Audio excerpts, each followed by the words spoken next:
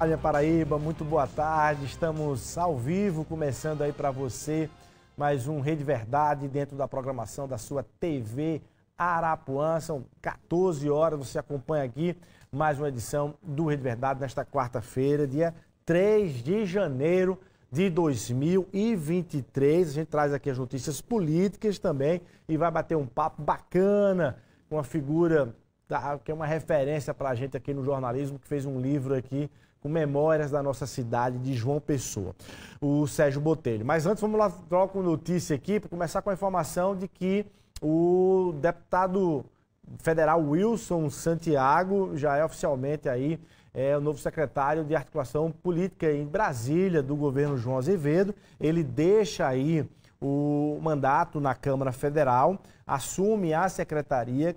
É uma secretaria que estava lá em Brasília, ocupada pela esposa do deputado Santiago. E aí, nesse sentido, abre vaga para o ex-deputado estadual Ranieri Paulino, que foi eleito como primeiro suplente em 2022 de deputado federal. Abre vaga para Ranieri Paulino, de Guarabira, assumir uma vaga de deputado no Congresso Nacional. Até sexta-feira ele está devidamente empossado aí como deputado federal para cumprir essa interinidade desse mandato de deputado federal. Ranieri Paulino falou diretamente com a gente, está em Brasília já, e mandou um recado aqui falando qual é a agenda que ele pretende implantar nessa posse dele, a partir desse mandato dele como deputado federal. Ranieri Paulino na tela do Rede Verdade.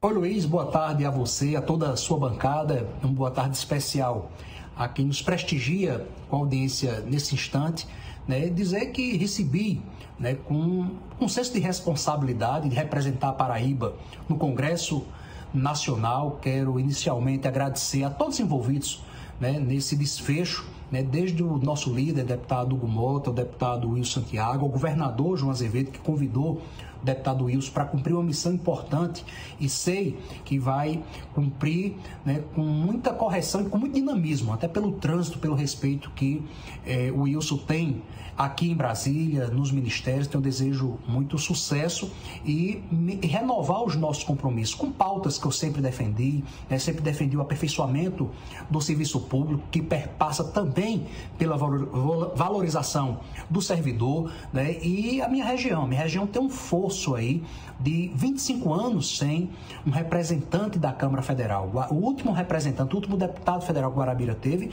foi Roberto Paulino, meu pai, lá em 99, quando ele saiu para ser vice-governador do nosso querido e saudoso José Maranhão. Então, é recuperar esse tempo perdido, plantar sementes. A gente sabe a dinâmica em Brasília, mas é importante ficar atento com pautas consistentes, com apresentação, inclusive, de proposituras, de retomada de debates e discussões, inclusive sobre esse desenvolvimento regional. Algo que me incomoda muito é a desinteriorização dos serviços públicos, e nós temos que ter esse olhar, tem que colocar isso na pauta. Então, vou ter uma relação muito boa com toda a bancada federal, mas renovo aqui o meu agradecimento ao Republicanos da Paraíba, desde a bancada federal, deputado Adriano Galdino, mas esse espírito que nós estamos hoje, inclusive, que traz um magnetismo muito grande. Já solicitei uma audiência ao governador João Azevedo, trocava mensagem com ele, a primeira agenda oficial quero fazer com ele para renovar a nossa disposição com a Paraíba, o governador João Azevedo, que nos representa, todos os paraibanos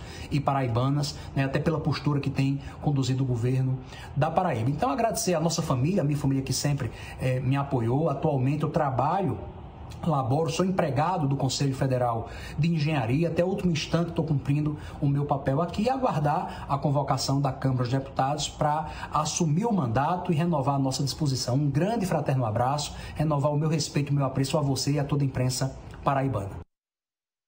Tá aí, futuro e novo deputado federal Ranieri Paulino, aí ocupando a vaga do deputado Wilson Santiago, que é secretário de articulação política em Brasília. Bom, por falar em Brasília, ele passou muito tempo, ou algum tempo, atuando como jornalista em Brasília. Eu estou falando do nosso amigo, do nosso colega de profissão, jornalista, memorialista, Sérgio Botelho, que está aqui conosco, está lançando um livro amanhã em João Pessoa, Memórias da Cidade de João Pessoa. Essa obra aqui, ó, onde ele traz aqui vários registros das lembranças e da vivência desse pessoense aqui na cidade de João Pessoa, Memórias da Cidade de João Pessoa, amanhã, quinta-feira. Ele vai dar os detalhes aqui desse lançamento. Sérgio, muito boa tarde, seja muito bem-vindo aqui. Obrigado pela sua presença, viu? Boa tarde. Luísa, o agradecimento que tem que fazer sou eu, né, para participar de um tão prestigiado programa comandado por um prestigiado jornalista como é você. E estamos aqui para falar sobre o livro. Quanto tempo de jornalismo, Sérgio? Só para a gente ter uma noção aí. Olha lá, uns 40 anos, mais 40 anos de jornalismo. E você acabou trabalhando em vários sistemas de comunicação aqui no estado, né? Sim, sim. O Norte, Correio da Paraíba, e a União. Tudo jornal? Tudo jornal, que é minha maior paixão. Paixão é escrever. Mas você teve experiências na televisão, sim. Também no rádio? Também no rádio, a CBN Correio, quando era a CBN Correio, na Rádio Tabajara, a MFM, fiz programas diários. Teve um momento que eu tinha 2 programas diários, ao meio-dia e às 6 da tarde. Antena Política e Mesa de Redação, que eu fiz uma homenagem à velha Arapuã, quando começou com o Atinaldo Lourenço. Com o Atinaldo Lourenço, que tinha esses programas. Sim, então, eu pedi licença, o Atinaldo ainda estava entre nós, que queria homenageá-lo, e ele cedeu e foi o primeiro entrevistado. Eu ia lhe perguntar, inclusive, na Arapuã você não tinha passado, né? Na Arapuã não. Mas você acabou homenageando a Arapuã. Sim, homenageei, dando o nome desses meus programas de Antena Política e Mesa de Redação, que eu considero 2 nomes bastante expressivos para programa de cunho político. E toda essa caminhada lhe levou, e teve um momento na sua trajetória profissional que você foi bater em Brasília. Estava ali com o deputado Ranieri Paulino, que vai assumir lá um mandato em Brasília. Você foi para Brasília, é isso? Fui. Como foi esse recorte? Eu fui assessorar o então senador José Maranhão. Ele foi eleito senador em 2002 e assumiu em 2003. Você foi como assessor do Zé Targino Maranhão. Zé Targino Maranhão, de saudosíssima memória. Sim. Não é? E fui ficando. Ele voltou, assumiu... Concluiu o mandato? Concluiu o mandato. Não, teve um momento que assumiu o governo do Estado. E como meus filhos já estavam lá com algum tipo de atividade na área de comunicação, aí eu preferi ficar. Mas continuei, de certa forma, ajudando o governo. Fui para o escritório de representação. Esse que o deputado assumiu. Esse que o deputado Wilson Santiago assumiu agora. Fiquei lá 1 ano, né? E depois fui cuidar. Ali é um assessorei para a gente que Santiago. cobra política, ali é um Havaí da política, né? Sim. Ali, o Brasil acontece ali. Ali é o cadinho político do Brasil, não é? É aquela relação Supremo, Congresso, Palácio do Planalto, que nunca, nem sempre estão de boa, né? Sim. Mas o comando vem todo dali. Inclusive, fisicamente, Brasília é construída em função desses 3 poderes, que foi a ideia de Lúcio Costa, né, que foi o idealizador. Como desenho, né? Desenho. Tem a praça, tem o Congresso Nacional, que ele colocou no meio como o centro de tudo, de uma democracia, o Congresso Nacional, o Palácio do Planalto e o Supremo Tribunal Federal. E o Congresso aqui no meio como o cabeça da nação. Cada um equilibrando ou tentando equilibrar o excesso exatamente. do outro, né? Agora, esses anos todos em Brasília não lhe fizeram se afastar nem das suas raízes, nem da sua relação com a Paraíba e com João Pessoa, e principalmente nem das suas memórias, né? Como foi essa coletânea aqui? Você passou a escrever depois do retorno de Brasília, ou isso é uma coletânea que você foi lá nas suas gavetas mesmo e foi puxando texto por texto? Como é isso? Bom, eu nasci e me criei no centro da cidade de João Pessoa. Até os 16 anos, do 0 aos 16 anos, nasci na Cândido Vargas e imediatamente fui para casa, Arthur Aquiles. Isso é Jaguaribe, não? Não, Arthur Aquiles é centro da cidade. No centro. É em cima do ponto de 100 réis. É aquela rua onde antigamente tinha a Telpa, ali na esquina, sim. E que antes da Telpa foi o Hospital de Pronto-Socorro. Então aquela ruazinha que desce ali da Visconde de Pelotas para a 13 de Maio. Em frente por trás, no oitão do Bradesco, aquele Bradesco. Pois bem, e tudo, o que eu fui buscar foi nas gavetas da memória, porque eu andei aquele centro da cidade, todo menino, andava de bonde, ia para o colégio, estudava no Pio XII, fui ao colégio, eu ia de bonde quando o bonde passava. Que o centro era, de fato, o coração e a cabeça de João Pessoa. Era muito mais calmo, muito mais tranquilo do que é hoje, né? O que tinha lá que não tem mais hoje? Você estava ali na rádio com a gente falando, olha, o carnaval de João Pessoa era lá na Rua da Areia. Isso foi uma das coisas que eu descobri. Não é de minha memória, porque esse fato é início eu nasci em 1950, então em 55 eu não tenho, até 55 ou 56, eu não tenho registro nenhum de absolutamente nada. Mas descobri que a Rua da Areia já foi um local do desfile de blocos. Aqui os blocos, eles se concentravam na Praça Aristides Lobo e depois desciam a Rua da Areia e o palanque oficial ficava armado junto aonde foi a Dori, Tito Silva, ali por trás da antiga prefeitura, que na verdade aquele prédio da antiga prefeitura, que depois vou descobrir, ele foi construído para ser uma fábrica de cigarros. Exclusivamente para ser uma fábrica de cigarros. E você andava por ali?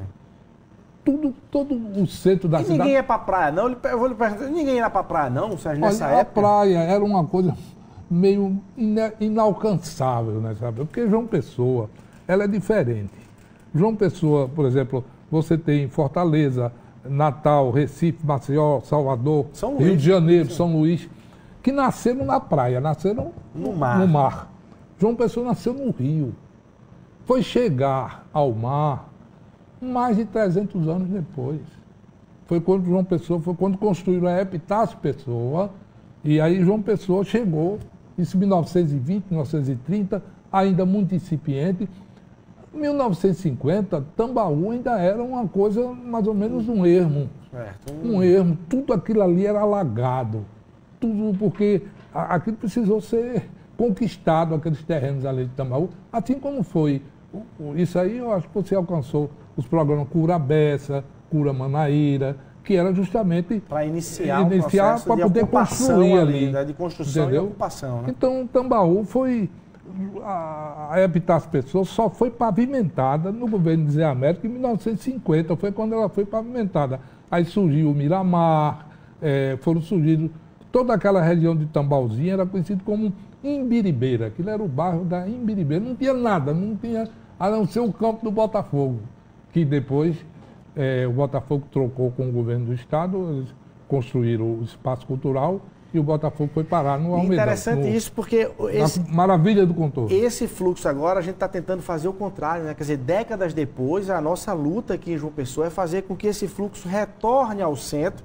Existe uma vida muito pujante, muito pulsante na orla da capital ou nos bairros mais próximos à orla, e é uma luta do centro. Daqui a pouco a gente fala nela, porque eu queria saber se no livro tem a história de figuras folclóricas de João Pessoa, né? Recentemente o governo até registrou ali, abriu um museu ali na Praça da Independência, da casa de João Pessoa, né? Da casa do ex-presidente João Pessoa, que tem ali uma homenagem a algumas figuras de caixa d'água, enfim, a outras figuras da cidade emblemáticas de João Pessoa. Você passa por elas também? Se não nesse livro. Esse livro, o primeiro livro, são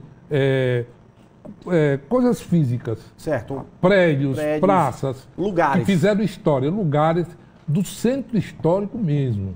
Mas eu o segundo livro sobre isso, já escrevi quase todo. Eu publico todos os dias, desde julho, no Facebook, uma crônica diária sobre algum aspecto dele. Já escrevi sobre mocidade, vassoura, caixa d'água, macaxeira. Você não pegou essa figura, que é um emblema de uma João Pessoa muito mais calma.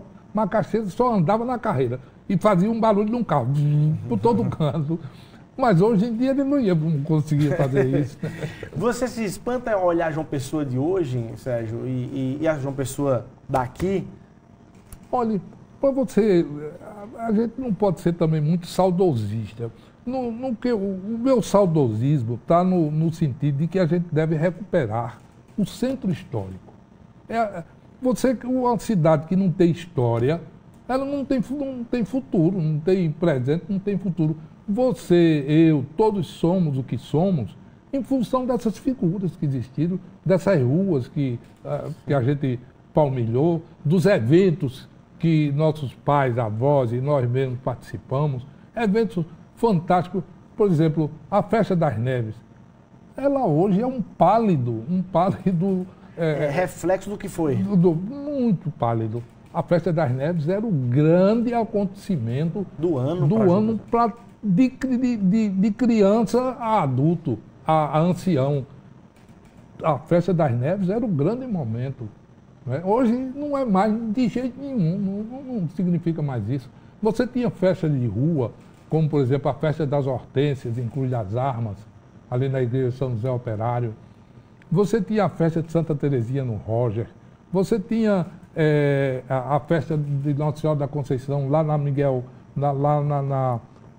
perto ali do cemitério. Do Bolsa.